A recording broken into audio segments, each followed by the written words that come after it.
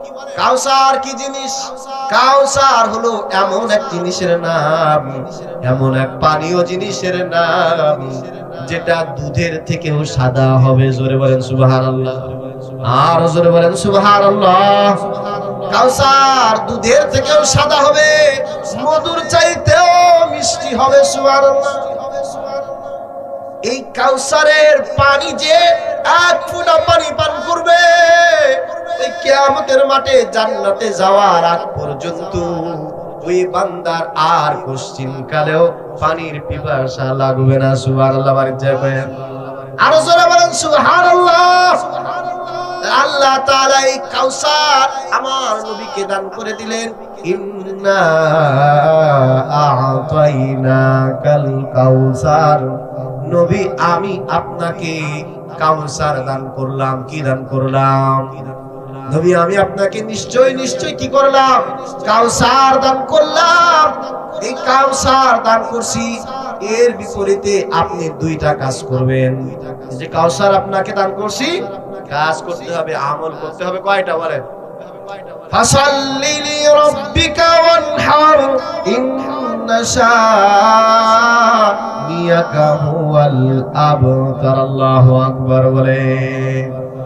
ফাসাল্লি লিরাব্বিকা ওয়ানহার, আপনার রবের জন্য আপনি নামাজ আদায় করবেন আর কুরবানি করবেন। কি করবেন? আমি যে আপনাকে কাউসার, বুঝতেছেন তো আপনারা? আমি যে আপনাকে কাউসার দান করলাম, আর আপনি কি করবেন?